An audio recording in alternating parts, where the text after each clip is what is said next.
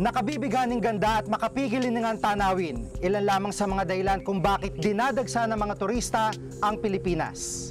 Pero kasabay ng pagtaas ng turismo, tila umuusbong rin daw ang isang lihim na kalakaran, ang bentahan ng laman. Bakit nga ba nagpapatuloy ang ganitong kalakaran? Ito ang mas malawakang pagbabantay Sa mga isyu ng pamahalaan at lipunan, Reporter's Notebook.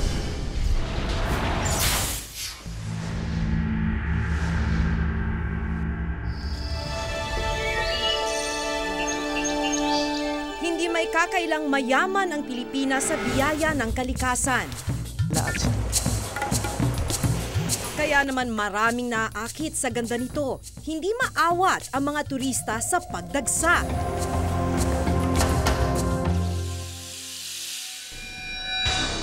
Pero ang ilang tourist spots, hindi lang daw dinarayo dahil sa ganda.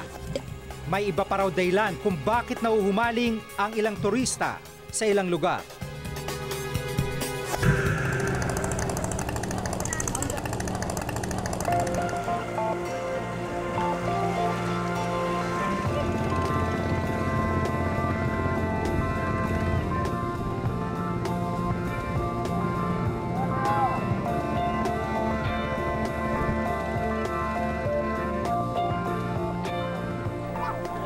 Bago mo marating ang dinarayong atraksyong ito, kailangan mong makipagsabayan sa rumaragasang tubig.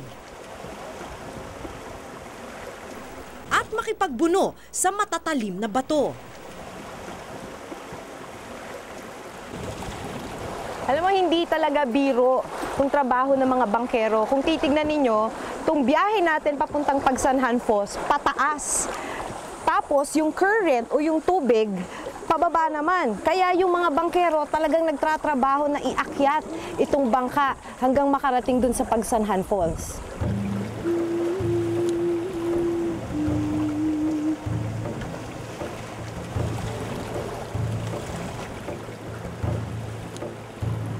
Masukal man ang daan, sasalubungin ka naman ng magandang tanawin.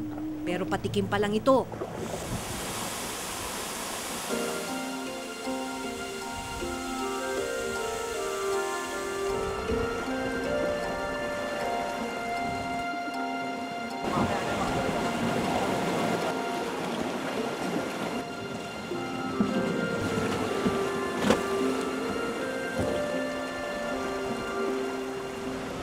Dahil sa dulo ng mahabang ilog, tatambad sa'yo ang makapigil hiningang Pagsanhan Falls, isang kilalang tourist destination sa Laguna.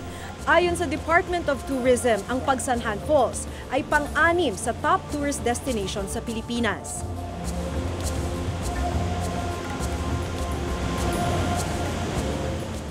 Ang problema, hindi lang to dinarayo dahil sa ganda ng lugar, kundi dahil din sa bentahan ng laman.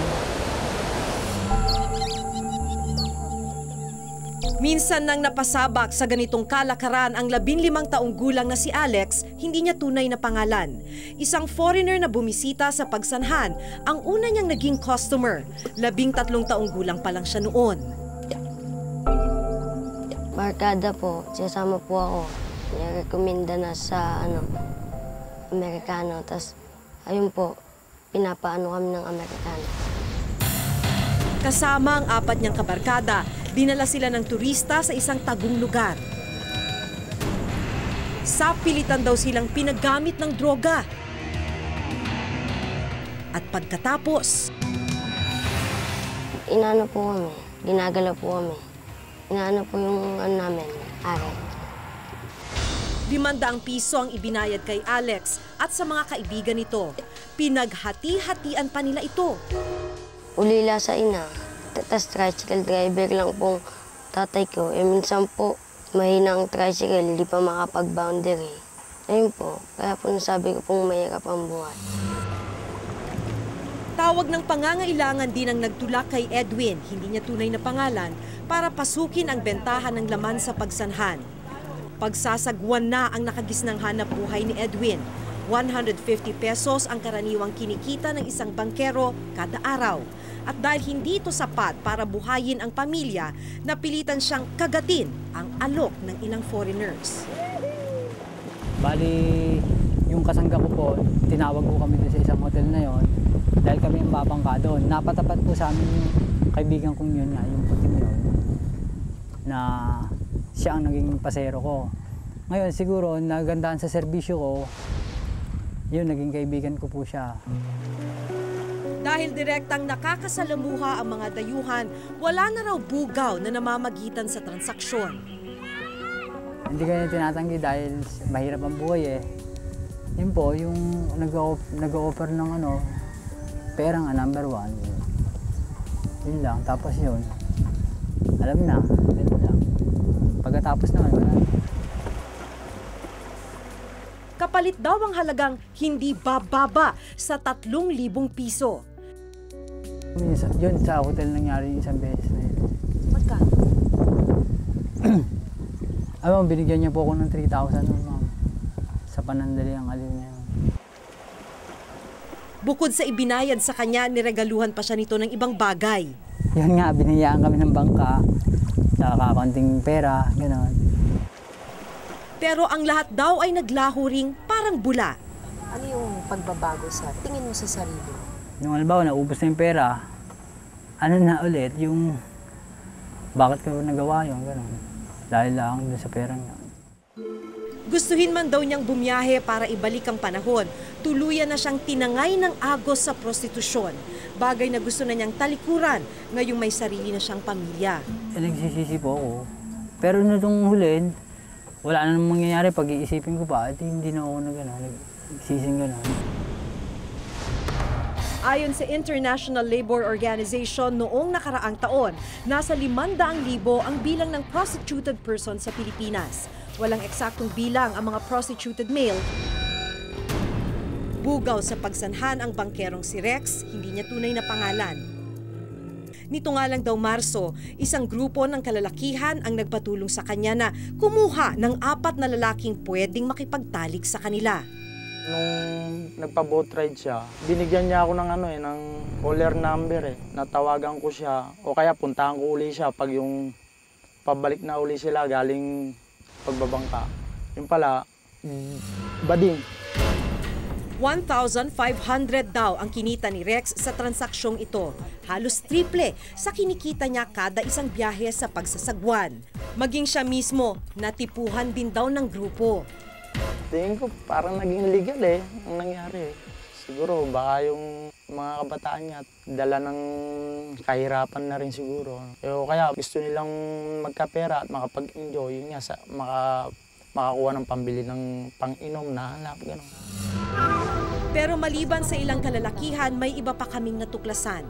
Sa aming paglilibot sa pagsanhan pagkagat ng dilim, napag-alaman naming hindi lang lalaki at bangkero ang target ng ilang turista. Sa mismong kalsada sa boundary ng Santa Cruz at Pagsanhan, namataan namin ang 3 babaeng sa unang tingin ay tila nag-aabang lang ng sasakyan. Maya-maya pa, nilapitan na siya ng aming asset at sinabing may mga kaibigan siyang foreigners na naghahanap ng babae.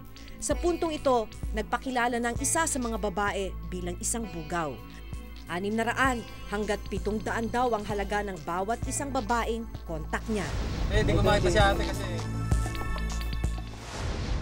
Minsan sa Burnham, sa Jadewell.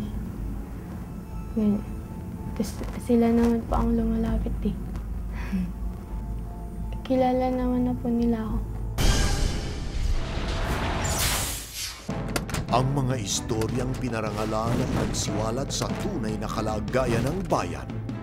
Ngayon, nasa Reporter's Notebook DVD Volume 2 na.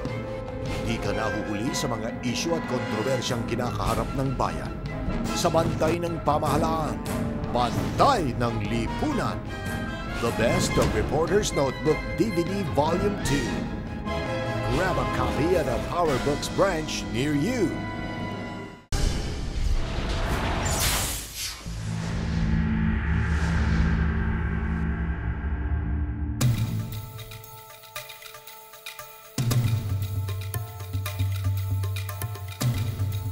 Kilalang Baguio sa nagaganda ang mga bulaklak, malamig na klima, at kaaya-ayang tanawin. Noong nakarang taon, Nasa mahigit 700,000 ang bilang ng mga turistang dumayo sa tinaguriang summer capital ng bansa.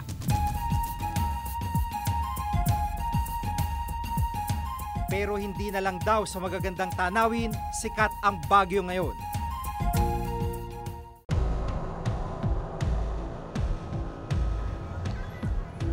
Sanggol pa lang nang abandonahin ng ama, ang 15 taong gulang na si Candice, hindi niya tunay na pangalan.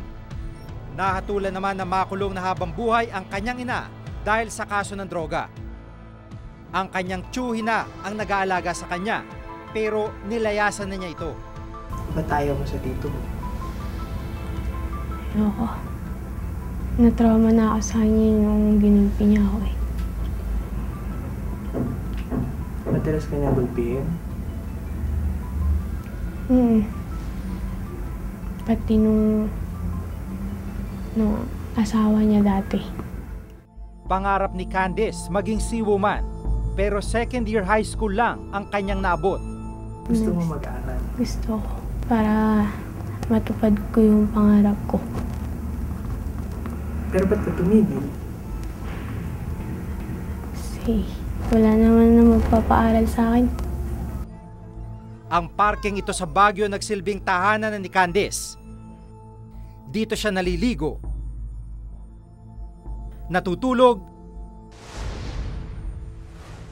at pagsapit ng gabi, naghahanap buhay. Sa pag-alok ng panandaliang aliw, kumikita si Candice. Kadalasan, mga foreigner umano ang customer niya. Minsan sa Burnham, sa Jadewell. Ganyan. Tapos sila naman po ang lumalapit eh. Kilala naman na po nila ako. Sa loob ng isang buwan, hindi bababa sa 3 ang nagiging kliyente ni Candice. Humigit kumulang 3,000 piso ang kinikita niya kada buwan. Mas malaki sa foreigner. Abot na 800. Ganyan. Pag Pinoy? Nasa 5 lang.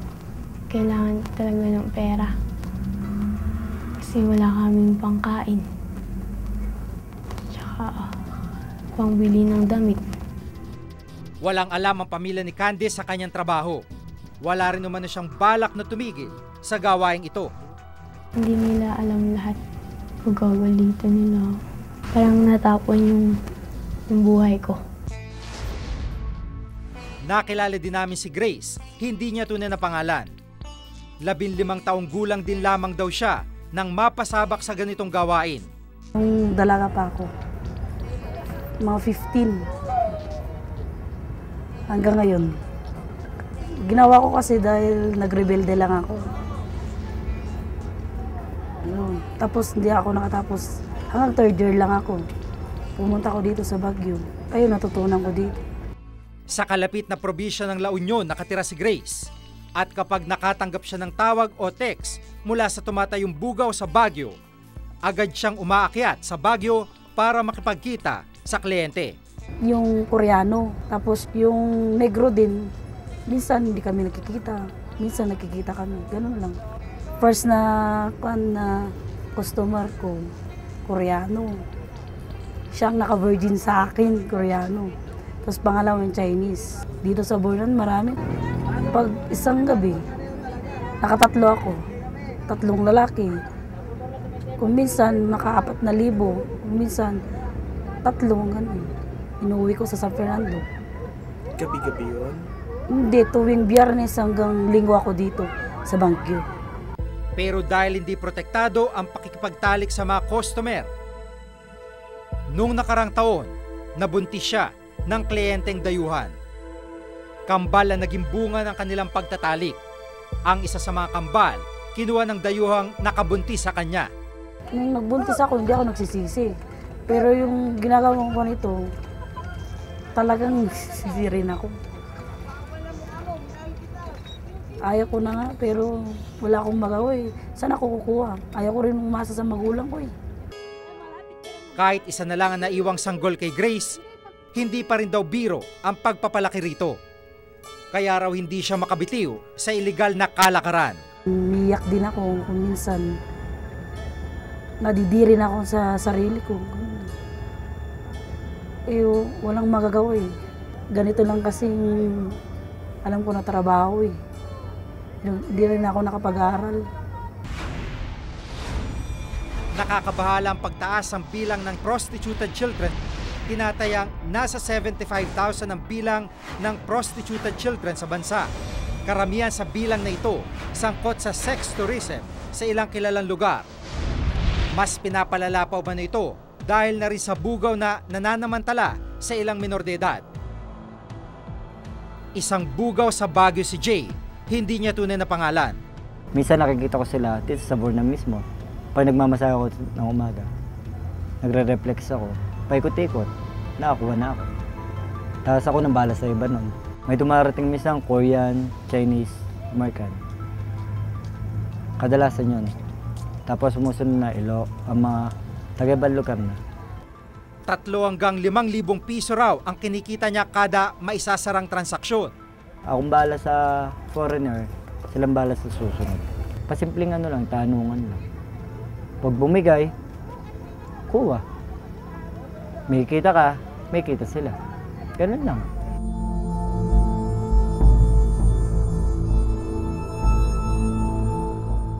Sa aming paglilibot sa parkeng ito kinagabihan, ibang mukha naman ng prostitusyon ang tumambad sa amin. Ilang kalalakihan ang naabutan naming nakatambay. Naglibot ang aming asset sa loob ng parke. Wala pang ilang minuto, isang lalaki na agad na lumapit at nagalok ng masahe sa halagang 200 piso.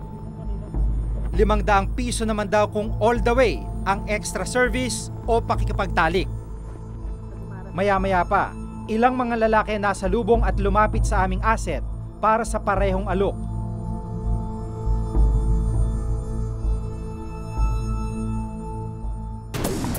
Bukod sa ilang minor de edad, natuklasan din namin ang sideline ng ilang kalalakihan dito sa Baguio. Pag kinindatan ka, ayayin mo siya ng masahe.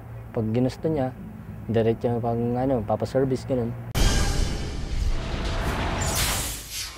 Ang mga istoryang pinarangalan at nagsiwalat sa tunay na kalagayan ng bayan. Ngayon, nasa Reporter's Notebook DVD Volume 2 na. Di ka nahuhuli sa mga isyu at kontrobersyang kinakaharap ng bayan. Sa bantay ng pamahalaan, bantay ng lipunan. The best of Reporter's Notebook DVD Volume 2. Grab a copy at a Power Books branch near you.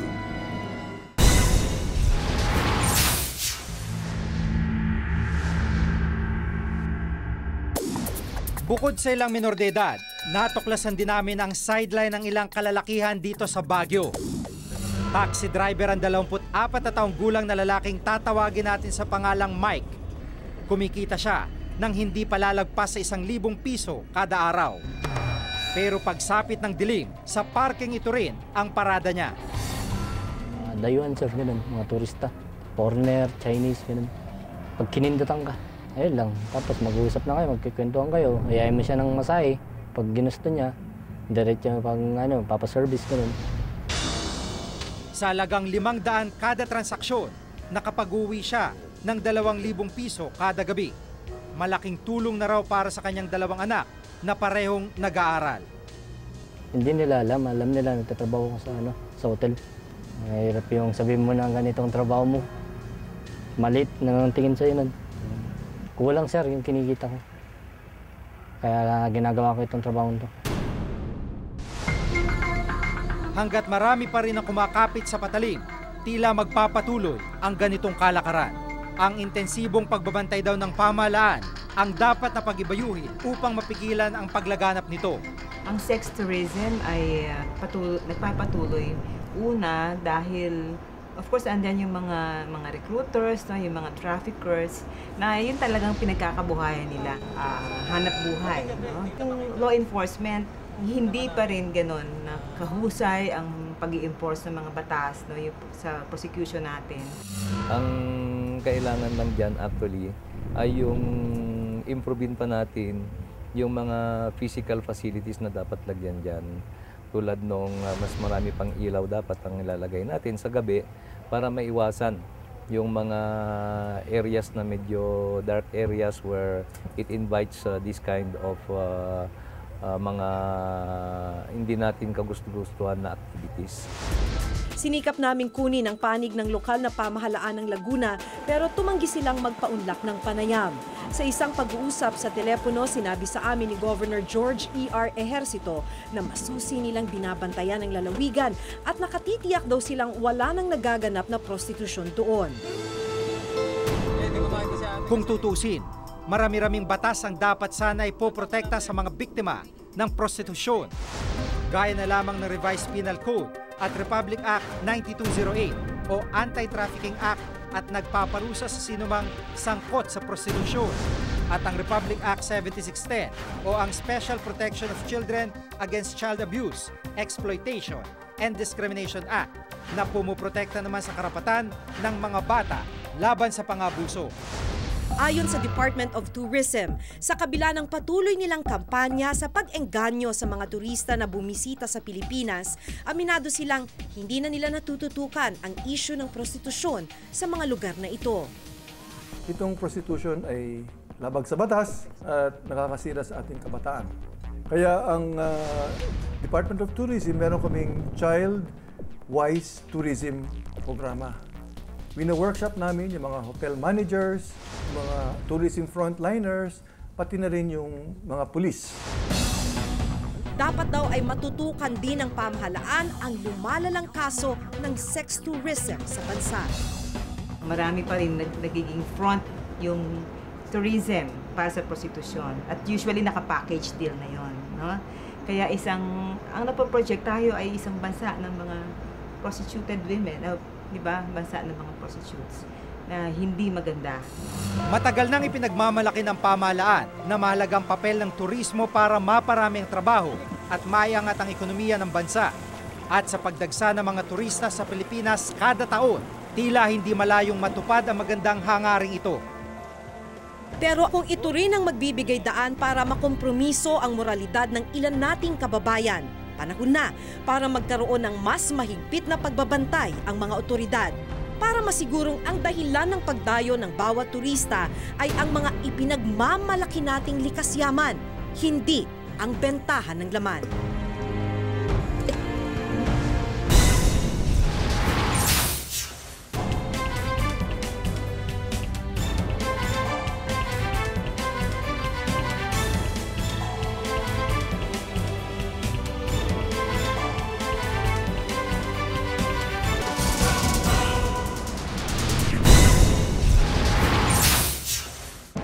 Ang mga istoryang pinarangalan at nagsiwalat sa tunay na kalagayan ng bayan.